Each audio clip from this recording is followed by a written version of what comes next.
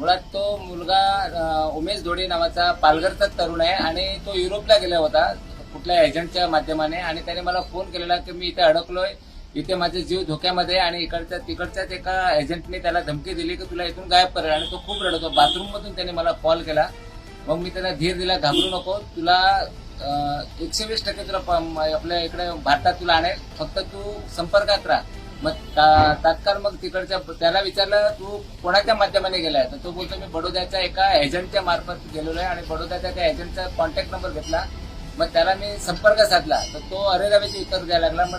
मग तिकडच्या जे आपले कमिशनर आहेत नरसिम्हा कोमर, त्यांना मी संपर्क साधला, नरसिम्हा कोमर साहेबांना, आणि त्यांना सांगितलं की सर अशी घटना, असं मुलाचा फोन आलेला आहे आणि तो पालघरचा आहे मुळातला आणि त्याला जीव धोक्यात आहे. नरसिम्हा कोमर सरांनी तात्काळ तिकडच्या त्यांची यंत्रणा पूर्ण टीमला फोन करून त्यांना सांगितलं आणि त्या मुलाला त्या साहेबांनी स्वतः फोन संपर्क केला.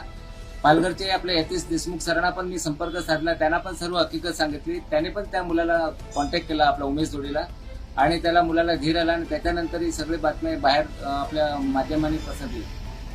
माझं एक सांगणं आहे या राज्य सरकार आणि केंद्र सरकारला की हे जेवढे बसलेत विदेशात पाठवणारे जे एजंट म्हणून, तर त्यांची सखोल चौकशी व्हायला पाहिजे. यांना कोणी परमिशन दिलेलं आहे, कसं आहे, यांच्याकडे लायसन्स आहे का नाही, हे असे क्रिकेट करून आपल्या असे बळे होतात. एक राजसाहेबांचा एक महाराष्ट्र सैनिक म्हणून मी या राज्य सरकार आणि केंद्र सरकारला सांगितलंय की सांगतोय, विनंती करतोय की तात्काळ हे जेवढे मुंबईमध्ये अख्ख्या भर महाराष्ट्रात जेवढे असेल यांची सखोल चौकशी व्हायला पाहिजे. हे कुठून आलेत, काय करतात, यांना परमिशन आहे का नाही विदेशामध्ये पाठवण्यासाठी. हे मुलं कर्जबाजारी होऊन जातात आणि तिकडे गेल्यानंतर